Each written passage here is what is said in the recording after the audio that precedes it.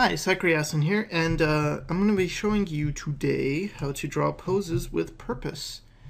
Now, what do I mean by poses with purpose? Well, in my last video, it's called How to Draw Interesting Poses. If you haven't seen it, I'd really recommend you watch that first before watching this, because I'll be referring to a lot of the stuff I covered in that video, in this video. So anyway, what I mean by poses with purpose is poses where you have people actually doing something, that you want them to do. For instance, if someone's drinking water and they're holding a glass and it's towards their mouth, that's a pose with purpose. Now, this is in opposition to things that you often find in life drawing sessions, where you'll have a cool pose and it's got a lot of movement and twisting and all that. What I talked, pretty much, it has the stuff I was talking about in my How to Draw Interesting Poses. It's got a lot of movement, but then it's all artistic and it's not very practical. You learn a bit about muscles and anatomy and how a body looks in 3D, but it's not the best for figuring out how a pose should look, especially if you're like designing a comic book or a manga or something and you specifically want to pose, and you look back at your life drawings that you've done. It's going to be, well, not always, but often it's hard to find a usable pose. So a lot of people don't have access to life drawing, and for those people, I've included on my site the figure drawing tools. So here's Artsy Poses, Love Castle, Pixel Lovely, and Pose Maniacs, and you'll find that in the resources section of my website, www.sycra.net. But even with those, like let's look at Pose Maniacs. So here you have a pose, and it's kind of a typical life drawing-esque pose that I was talking about. It's got lots of twisty stuff going on, and it looks pretty, but how often is this person, or is a person going to be in a pose like this? Maybe they're in the kitchen, I guess, and they're grabbing they're hiding the cookie jar from the little kid. And the kid's like, "Mom, how come you have no clothes and no skin?" Or like a pose like this, where, again, it's got a lot of movement, a lot of twistiness. So it's an interesting dynamic pose, but really you're not going to be using a pose like this. And this is from Artsy Poses. Now, Artsy Poses does have cool poses like this one, where, okay, the guy's holding a sword, and yeah, that one's pretty usable if you're drawing a scene like this. So a lot of it is finding the right kind of reference. Drawing script is great because, and this is on lovecastle.org, because you can go to a section and click like athletics, and you do get a lot of these kind of usable poses. But another thing you can do is get up and actually take the pose yourself. And you'll be surprised at how much you'll notice if you do pay attention when you're holding a pose. You might think of someone just standing, and you'll draw it from imagination that they're standing. Maybe they're waiting for a bus. And when I draw poses, I really do keep it this simple. It's pretty much stickmen. And they're not even good stickmen, they're just somewhat proportional stickmen. But that's fine. But then let's say I get up and I actually take that pose. I'm going to notice many different things. Let's say I'm kind of tired. Well, I'll notice that what happens is, okay, I get my head in here, and I notice my back kind of is bent, and hands are kind of hanging back here. And my knees are kind of bent.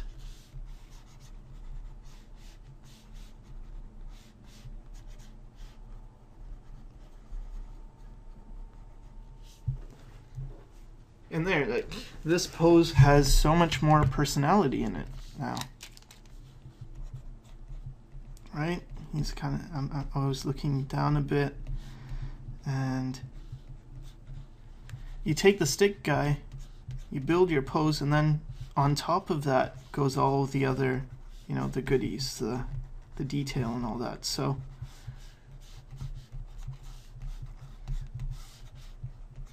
here's kind of a defeated person maybe,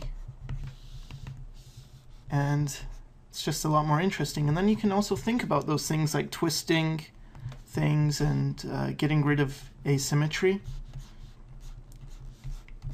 This is a pretty asymmetrical pose. I could add some twist and you know, maybe make him looking back, and now that's more interesting, but you still have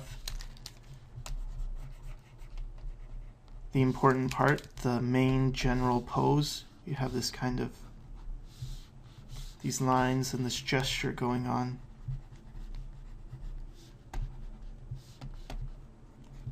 And by contrast, I could think of a confident person, and I notice, you know, your chest goes up, and I don't know why, but I'm holding on to my waist when I do that. And one leg's kind of back, one leg's forward.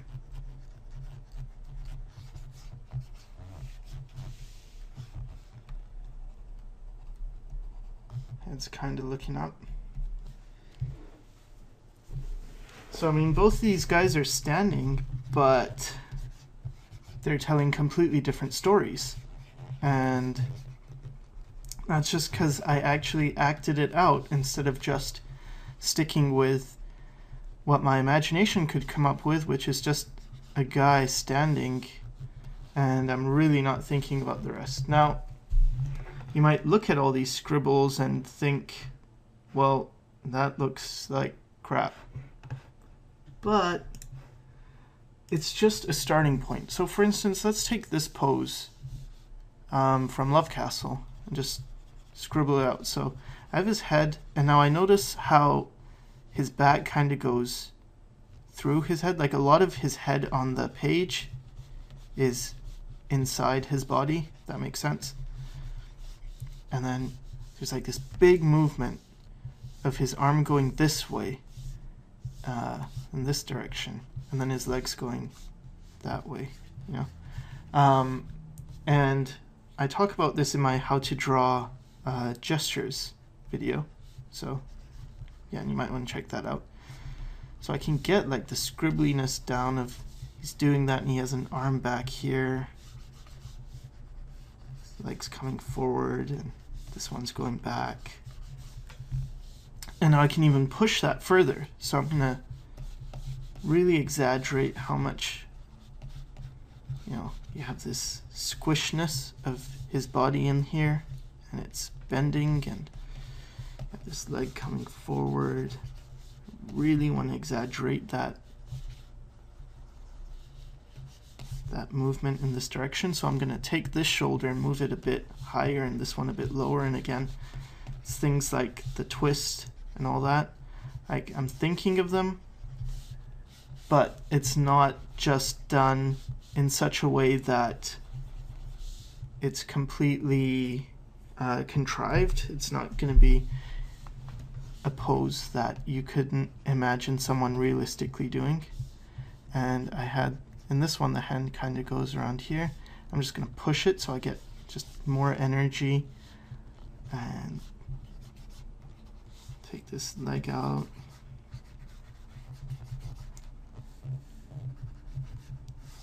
Maybe a bit further. So I've taken this type of feeling and turned it even stronger. And then you have this other leg back here.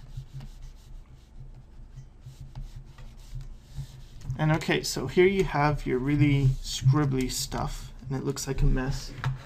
But then what you do is, in Photoshop, it's easy. You create a new layer, and then lower the opacity of the old layer, and then draw over it.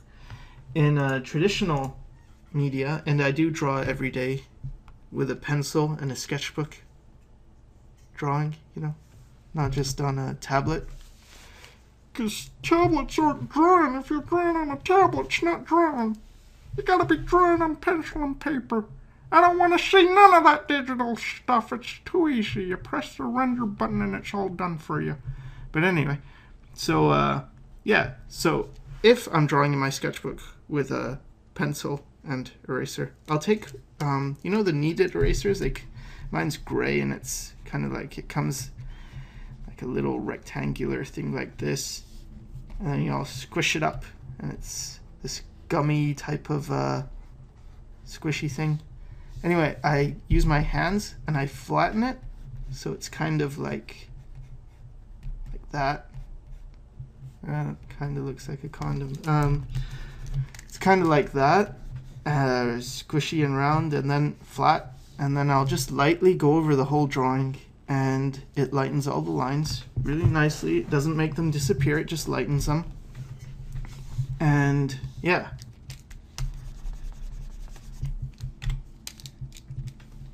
And then I go over it with darker lines again. It's the same thing as what I'm doing here. So after I get the scribbly thing, then it's easy. I can add all those details and I'll have a dynamic pose. Get the feeling in there. And again, even with these poses, if you actually take the pose yourself, physically get up and do the pose, it's gonna make a difference. You will feel things like stress points and you know, how does your shoulder feel in that position? And I do this a lot with expressions. Like he has his mouth open, so I'll kind of open my mouth and like, rah, intense, rah, and then I feel, you know, where the muscles are tightening.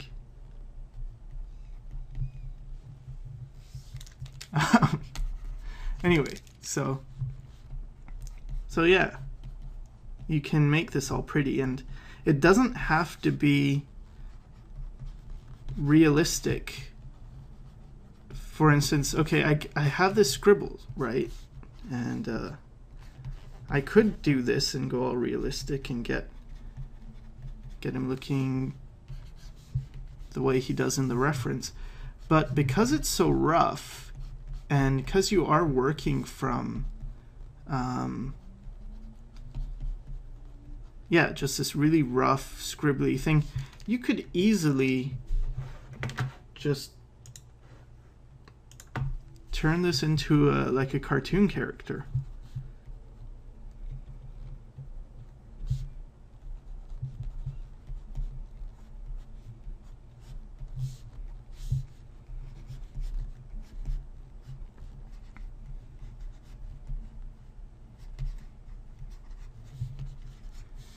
I mean, all the same things apply. Got his big gloves and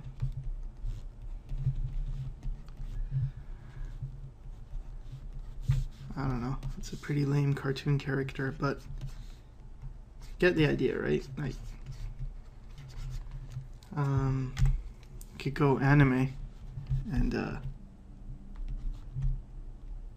he's probably only gonna open his mouth like barely at all.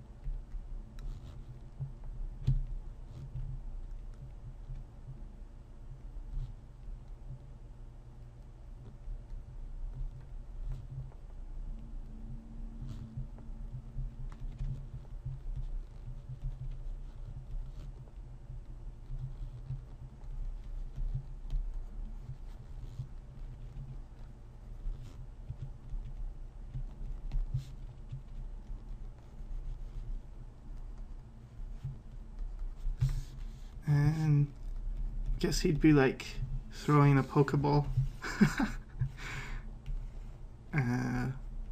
Yeah.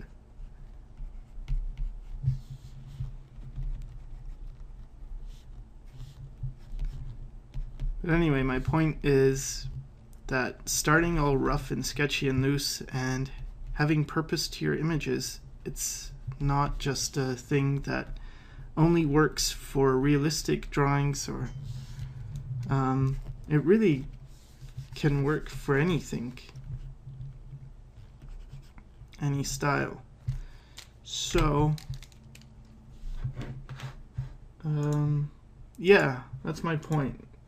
When you I mean, you do want to think about things like what I mentioned in the interesting poses stuff, like twisting. And here you can see it too.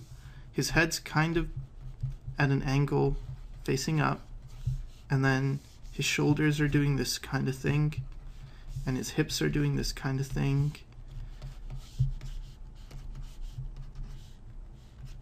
And he's got one leg here, and I mean, there's nothing symmetrical about, it's kind of, no, it's not really, nothing symmetrical about this. So yeah, you can just learn a lot just from looking at these kind of athletic poses. And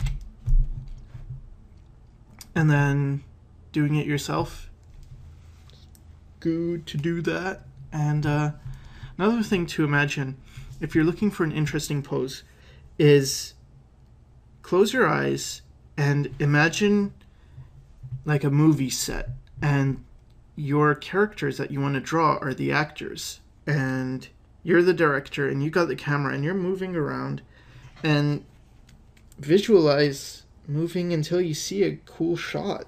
Or works with anything, like you don't even have to imagine your movie set. Just use your imagination and imagine what your pose is going to look like, what your image is going to look like, and then try and bring that to life. And you can push your poses too. So if you had the person and they're running,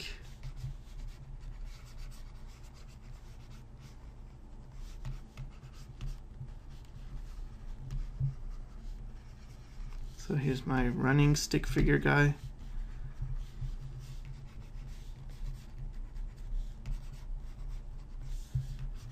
Could really push it, so bring the head way down. Maybe this arm's going way out, and this arm too. He's got a lot of horizontal movement going on. It's got one leg going way back, and then this leg. You know?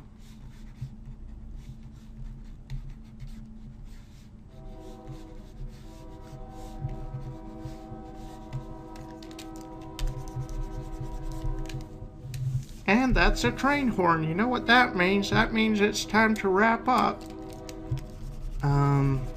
So yeah, I think you get the idea. And I don't even know if you'll be able to hear me above this train sound, but I'm not going to edit it out because it wants to be in the video. So take care, and I hope it helps.